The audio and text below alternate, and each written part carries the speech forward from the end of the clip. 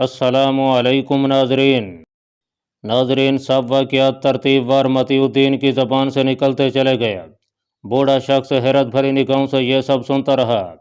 جب متی الدین خاموش ہو گیا تو بوڑھا شخص دھیرے سے بولا، مجھے تمہاری عقل پر حیرت ہو رہی ہے کہ تم ایک منگول لڑکی کے پیچھے پیچھے یوں بھاگتے رہے جو شاید اب تمہیں ہمیشہ کے لیے فراموش کر چکی ہوگی۔ شاید ایسا نہ ہو، اس کے دل میں بھی میرے لیے اتنی ہی تڑپ ہو، مگر وہ وقت کے ہاتھوں مجبور ہو چکی ہو۔ پھر میں بھی تو اس سے اتنا عرصہ نہیں ملا۔ متی الدین جلدی سے بولا، یعنی ابھی بھی تمہیں یہ امید باقی ہے کہ تم اس تک پہنچ سکو گے؟ بوڑھا شخص عجیب لہجے میں بولا۔ متی الدین اندھیرے خلا میں گھورنے لگا، جیسے بوڑھے شخص کی بات اسے ناگوار گزری ہو۔ کچھ دیر کے بعد بوڑھا شخص دوبارہ بولا، جب تم قصر خلافت میں پہنچ ہی چکے تھے تو پھر تم نے اپنے منصوبے میں تاخیر کیوں کی؟ میں خود کو محفوظ کرنا چاہتا تھا کہ خلیفہ کے قتل کا الزام براہ راست مجھ پر نہ آئے، اور جب تک اس قتل کی حقیقت کھلے تو میں وہاں سے نکل کر کہستان کی حدود میں پہنچ چکا ہوں۔ خلیفہ کے قتل کا ارادہ کرتے ہوئے تو میں یہ خیال نہیں آیا تھا کہ اس کی وجہ سے مسلمانوں کو ایک بڑے نقصان سے دوچار ہونا پڑے گا۔ بوڑھے شخص نے پوچھا، حقیقت تو یہی ہے کہ میں خلیفہ کو قتل کرنے میں دل سے رضامند نہیں تھا، مگر گل وقوز کی صورت جب میری نگاہوں کے سامنے مچلتی تو میں بے خود سا ہو جاتا تھا، متی الدین نے بتایا۔ بوڑھا شخص اس کی بھاگ دوڑ بھری زندگی سے خاصا متاثر ہو رہا تھا، مگر اس کے دل میں خلیفہ کے اقدام قتل پر متی الدین کے لیے کوئی رعایت باقی نہیں تھی۔ وہ دونوں ادھر ادھر کی باتوں میں مصروف رہے۔ باتوں باتوں میں ہی رات ہو گئی۔ متی الدین نے بوڑھے شخص کو آرام کرنے کے لیے کہا، مگر وہ یہ جانتا تھا کہ وہ چین کی نیند نہیں سو سکے گا۔ موت کا خوف اسے 3 دن تک سونے نہیں دے گا۔ وہ اتنے عرصے بعد دل کھول کر بولتا رہا۔ اپنی کہانی سنا کر وہ خود کو بے حد ہلکا محسوس کر رہا تھا۔ زندگی بھی کیسی سنگ دل ہوتی ہے۔ متی الدین یہی سوچتا سوچتا نیند کی گہرائیوں میں اتر گیا۔ دوسری صبح جب اس کی آنکھ کھلی تو اسے بوڑھا شخص وہاں دکھائی نہیں دیا تو وہ حیران و پریشان رہ گیا۔ جب اس کے لیے ناشتہ لایا گیا تو اس نے چھوٹتے ہی اس بوڑھے شخص کے بارے میں سوال کیا۔ کھانا لانے والے نے بتایا کہ رات ہی اس بوڑھے شخص کی حرکت قلب بند ہو گئی تھی۔ صبح صفائی کرنے والے نے اس کی موت کی خبر دی تو اس کی لاش کو وہاں سے اٹھا لیا گیا۔ اس وقت تم بے خبری کی نیند سو رہے تھے۔ متی الدین بوڑھے شخص کی موت کی خبر سن کر افسردہ سا ہو گیا۔ موت کا خوف اتنا شدید تھا کہ وہ ایک رات بھی نہیں نکال پایا۔ بیچارہ بوڑھا کمزور اعصاب کا مالک ہے۔ ناظرین، شیخ ابو راضیہ کو جب یہ معلوم ہوا کہ گل وقوز نے فراہم کردہ زہر کی قلیل مقدار شیخ الرئیس کے پانی میں ملا دی تھی تو وہ پریشان ہو کر رہ گیا۔ اسے یہ توقع ہرگز نہیں تھی کہ گل وقوز اتنی جلدی وار کر جائے گی۔ وہ تو شیخ الرئیس کو اپنے سامنے اچانک پا کر گھبراہٹ کا شکار ہو گیا تھا، اور غلام کی آمد پر اس پر یہ خوف طاری ہوا تھا کہ کہیں وہ غلام نہ آ جائے جسے اس نے خصوصی طور پر شیخ الرئیس کے قریب رہنے کی ہدایت کی تھی۔ گل وقوز اسے مت نہ کر کے واپس لوٹ گئی۔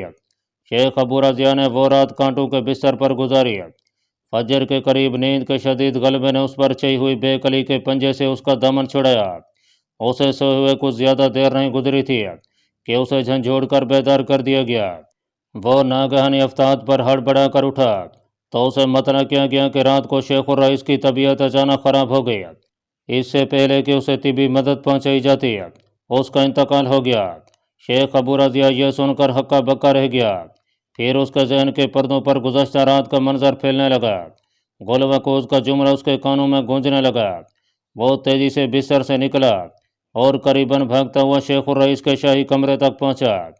شیخ الرئیس کبیر الدین بستر پر یوں لیٹا ہوا تھا جیسے گہری نیند سو رہا ہو۔ شیخ ابو راضیہ نے پریشانی کے عالم میں اس کی نبض ٹٹولی۔ اس کا جسم سرد پڑ چکا تھا۔ اچانک شیخ ابو راضیہ کی نگاہ شیخ الرئیس کے کان کی جڑوں پر پڑی تو وہاں ہلکی سی نیلی لکیر دکھائی دی۔ یہ اس بات کا واضح ثبوت تھا کہ شیخ الرئیس کی موت زہر ہی سے ہوئی ہے۔ اگر کچھ دیر مزید وقت گزار دیا جاتا تو یہ لکیر پھیل کر پورے جسم کو نیلاہٹ میں ڈبو دیتی اور پھر کسی سے یہ چھپانا مشکل نہ ہوتا کہ شیخ الرئیس کی موت کیسے واقع ہوئی ہے۔ شیخ ابو راضیہ نے فوری طور پر تجہیز و تکفین کا انتظام کیا اور راز کے فاش ہونے سے پہلے پہلے ہی اسے لحد میں اتار دیا۔ شیخ کبیر الدین سلطنت کہستان کا ادھورا خواب دل میں لیے گزر گیا تھا۔ اس کی تمام عمر کی کوششیں رہ ہو چکی تھیں، وہ خود کو شیخ الجبال ہشتم کہلوانے کی آرزو پوری نہ کر سکا۔ اس نے ساری زندگی فدایت کی بقا و تبلیغ کے لیے صرف کیا اور مختلف ہیلوں حربوں سے ایسے مہارت یافتہ افراد پیدا کیے کہ جنہوں نے ایلخانی سلطنت سے لے کر بلاد مصر تک کئی اہم شخصیات کی زندگی کا چراغ گل کر دیا۔ وہ عمر کے اس آخری دور میں بھرپور عسکری تیاریاں کر رہا تھا۔ باطنی فدائیوں کا زبردست لشکر وجود میں آ چکا تھا۔ اگر وہ کچھ عرصہ اور زندہ رہتا تو یقیناً وہ ایلخانی حکمران اباقہ خان سے ایک فیصلہ کن معرکہ لڑتا۔ شیخ ابو رضیہ شیخ الرئیس کے سب سے زیادہ قریب تھا، اس لیے تمام قلعوں اور عساکر کے انتظامات اس کے کندھوں پر ڈال دیے گئے۔ شیخ ابو رضیہ جس پریشانی و فکر میں غلطاں تھا، وہ شیخ الرئیس کی موت کی صورت میں کافور ہو چکی تھی۔ گل وقوز اس دن سے ایسی غائب ہوئی تھی کہ دوبارہ اس کا نشان بھی نہیں مل پایا۔ شیخ ابو رضیہ نے تمام انتظامات و اقدامات کا جائزہ لینے کے بعد مختلف کارروائیاں کیں۔ فدائی عمران نے متفقہ طور پر اسے اپنا شیخ الرئیس تسلیم کر لیا تھا۔ یہ امر جہاں اس کے لیے مسرت کا باعث تھا، وہیں گل وقوز کی ذات اس کی آنکھوں کا کانٹا بن کر رہ گئی تھی۔ وہ کسی بھی وقت اسے سب کے سامنے ذلیل و خوار کر سکتی تھی اور اسے اپنے ناجائز مطالبات منوا سکتی تھی۔ شیخ ابو رضیہ نے سب سے پہلے اپنے خاص غلاموں کو گل وقوز کی تلاش پر مامور کیا۔ قلعہ بنیاد سمیت تمام فدائی قلعوں کے خفیہ احاطوں میں تلاشی کا حکم دیا گیا۔ شیخ ابو رضیہ نے سلطنت کے استحکام کے قیام کی کوششیں تیز کر دیں۔ اس نے نہ صرف اپنے صلیبی حلیفوں کے ساتھ کئی نئے معاہدے کیے، بلکہ یورپ کے نصرانی بادشاہوں کے پاس اپنے قاصد بھیجنا شروع کر دیے۔ خصوصاً عیسائی نواز بادشاہوں نے مملوک حکومت کے متبادل بلاد شام کی سرحدوں پر اس نئی حکومت کے قیام کو انتہائی اہم خیال کیا اور کئی قسم کی مراعات فراہم کرنا شروع کر دیا۔ نئی دوستیاں اور یورپ سے سفارتی تعلقات سے فدائی گروہ کے حوصلے بڑھ گئے۔ صلیبی جنگجوؤں کی مانند حشیشی گروہ نے بھی بلاد شام کی سرحدوں کو اپنا نشانہ بنانا شروع کر دیا۔ یہ سلسلہ پہلے بھی جاری تھا، مگر اب اس میں شدت پیدا ہو چکی تھی۔ شر انگیزی اور مفسدانہ رویہ نقطۂ عروج کو چھونے لگا۔ کئی والیوں نے بلاد شام کے منتظم امیر سیف الدین امیر کلادون الفی سے شکایت کی۔ امیر کلادون الفی اس ضمن میں سنجیدگی سے غور و خوض کرنے لگا۔ شیخ ابو رضیہ نے کئی اہم شخصیات کے قتل کے لیے اپنے فدائی جاں باز سلطنت اسلامیہ میں روانہ کیے، مگر ان میں چند ایک ہی اپنی کارروائی میں کامیاب ہو سکے۔ شیخ ابو رضیہ اس قدر مصروف ہو چکا تھا کہ اسے یہ معلوم ہی نہ ہو سکا کہ اس کے وہ خاص غلام جو گل وقوز کو تلاش کرنے خفیہ احاطوں میں گئے تھے، ان میں سے کوئی ایک بھی زندہ نہیں رہا تھا۔ وہ سب کے سب پراسرار موت مارے گئے اور خبر دینے کے لیے کوئی بھی نہیں بچ پایا۔ ناظرین، ذی قعدہ 671 ہجری کی ایک صبح سلطان بیبرس کے لیے ایک غمناک خبر لیے طلوع ہوئی۔ اسے علیہ صبح بیدار کر کے مطلع کیا گیا کہ شیخ الاسلام عز الدین بن عبدالسلام دمشقی رات وفات پا گئے ہیں۔ سلطان بیبرس دیوانہ وار ننگے پاؤں بھاگتا ہوا شیخ عز الدین کی جائے سکوت پر پہنچا۔ وہاں قاہرہ کے عمرا اور مملوک سردار پہلے پہنچ چکے تھے۔ سلطان بیبرس کو شیخ عز الدین سے بے حد محبت تھی۔ وہ امور جہاں بانی میں ان کی رائے کو ہمیشہ مقدم سمجھتا تھا اور تہ دل سے ان کی عزت کرتا تھا۔ شیخ عز الدین کا شمار علماء حق کی اس مقدس جماعت میں ہوتا تھا جس کے علم و فضل، زہد و حق گوئی و بے باکی اور جرأت و استقامت کے درخشندہ واقعات سے تاریخ کی کتب بھری پڑی ہیں۔ علامہ عز الدین 578 ہجری میں دمشق میں پیدا ہوئے اور اس دور کے مشاہیر علماء سے تعلیم حاصل کی۔ انہیں سلطان العلماء اور امام وقت تسلیم کیا گیا۔ علامہ شیخ جمال الدین ابن حجب لکھتے ہیں کہ فقہ میں عز الدین بن عبدالسلام کا پایہ امام غزالی کے برابر ہے۔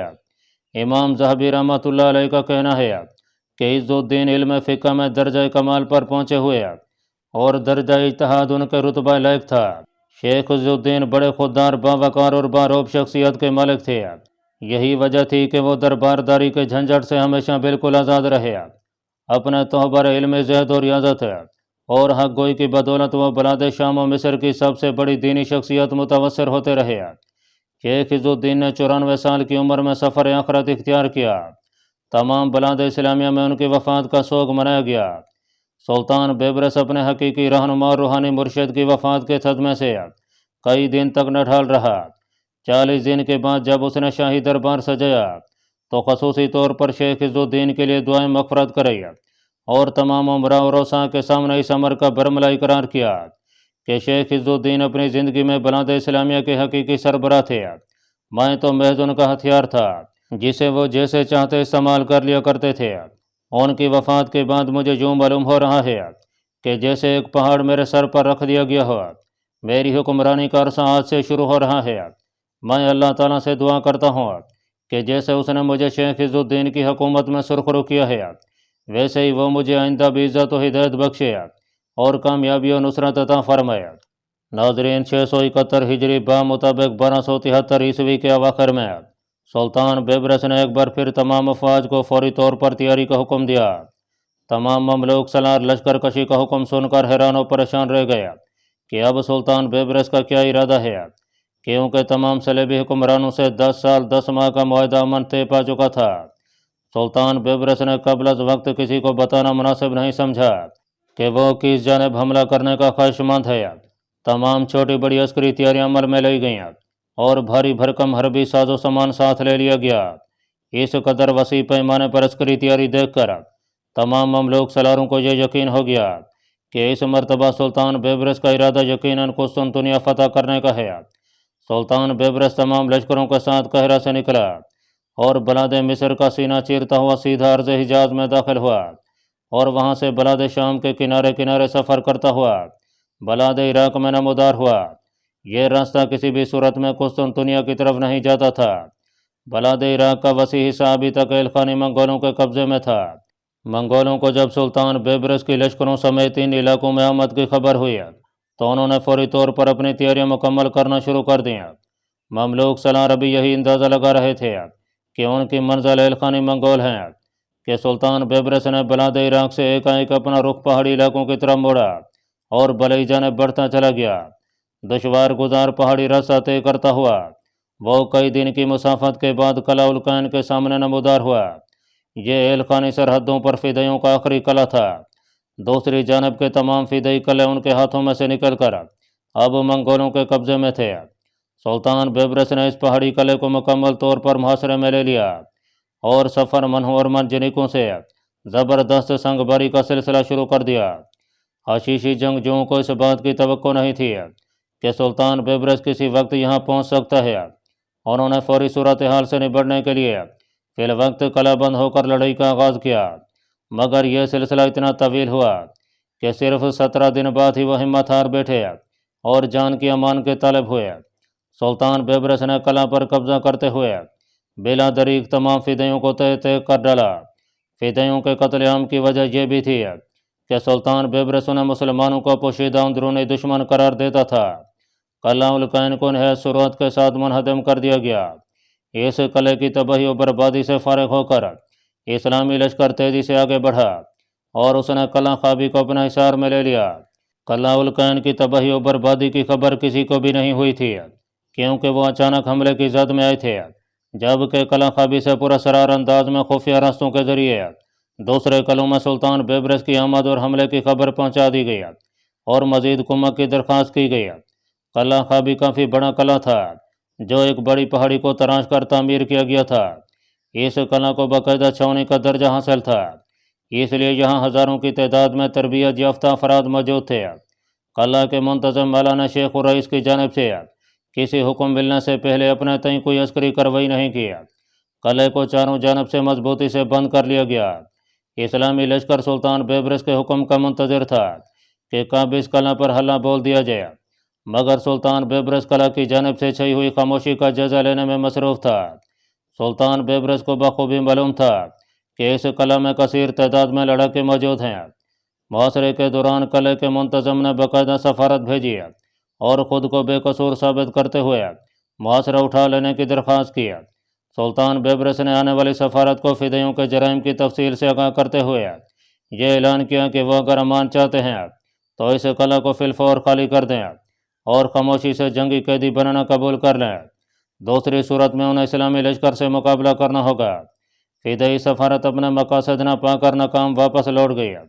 منتظم قلعہ خوابی کو شیخ الرئیس کی جانب سے اسی دوران پیغام مل گیا کہ وہ انفرادی طور پر جنگ کی ہرگز کوشش نہ کرے، بلکہ باہر نکل کر اسلامی لشکر کو فریب دے سکے تو بہتر ہے اور کسی بھی طرح قلعہ الکہف یا بانیاس کی جانب سفر کرے، کیونکہ شیخ الرئیس ٹکڑوں کی صورت میں مقابلہ کرنے کی بجائے سلطان بیبرس سے ایک فیصلہ کن جنگ لڑنے کا خواہشمند ہے۔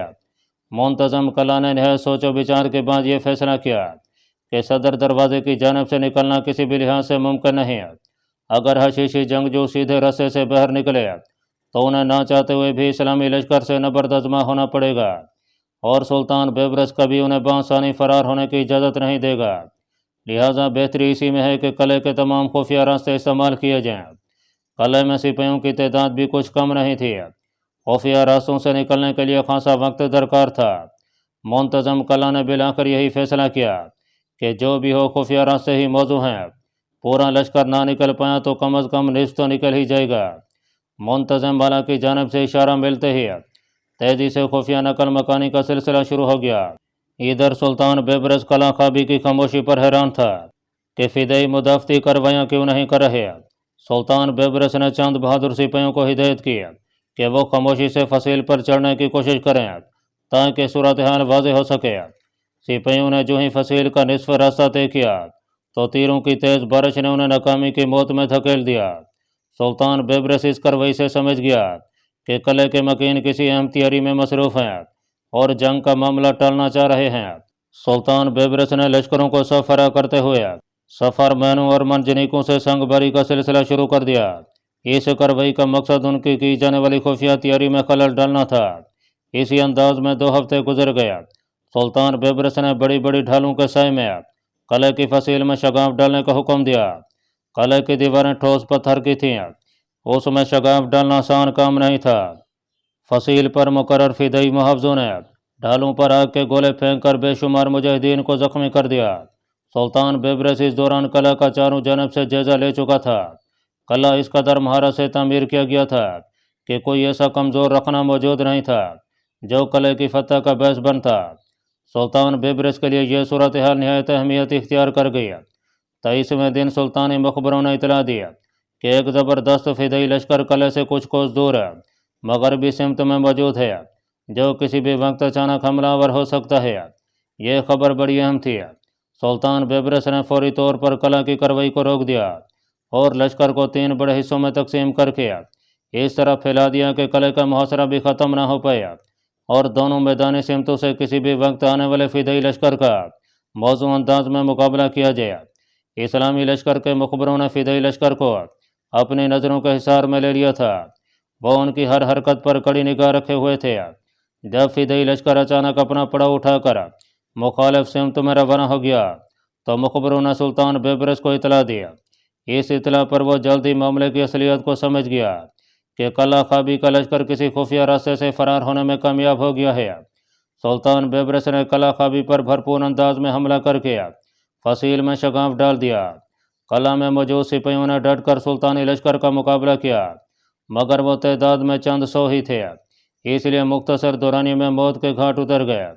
باقی تمام قلعہ خالی ملا۔ فدائی بڑی تیزی اور ذہانت سے تمام اسباب حرب سمیٹ کر لے جانے میں کامیاب ہو چکے تھے۔ سلطان بیبرس نے اس فدائی کامیابی پر کسی رد عمل کا اظہار نہیں کیا، بلکہ مجاہدین کو قلعہ کو تباہ و برباد کرنے کا حکم دیا۔ چند دنوں میں ہی مجاہدین نے قلعہ کو ملبے کے ڈھیر میں بدل دیا۔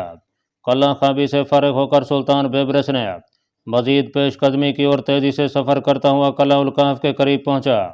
سلطان بیبرس ابھی یہ فیصلہ کر رہا تھا کہ قلعہ کا محاصرہ کیا جائے کہ سلطانی مخبروں نے ایک نئی اطلاع دی کہ فدائی لشکر بھرپور تیاری کے ساتھ قلعہ بانیاد سے متصل ایک بڑے میدانی حصے میں پڑاؤ ڈالے ہوئے اس کا منتظر ہے۔ سلطان بیبرس نے اپنے لشکر کو قلعہ الکاف کے قریب ہی ٹھہرنے کا حکم دیا۔ وہ قلعہ سے چند میل دور موجود تھا۔ یہ صورتحال بڑی نازک تھی کیونکہ اگر سلطان بیبرس فدائی لشکر کی خبر گیری کے لیے روانہ ہوتا تو اس بات کا قوی اندیشہ موجود تھا کہ قلعہ الکاف میں موجود فدائی لشکر عقبی جانب سے ان پر حملہ آور ہو جاتا۔ اس صورت میں اسلامی لشکر 2 محاذوں میں بٹ کر رہ جاتا اور سب سے اہم بات یہ کہ وہ فدائیوں کے حصار میں بری طرح گھر جاتا۔ سلطان بیبرس نے فوری طور پر فیصلہ کیا کہ پڑاؤ ڈالے ہوئے فدائی لشکر کا خود جا کر معائنہ کرے تاکہ صورتحال کو سمجھنے میں آسانی ہو اور کوئی حل نکالا جائے۔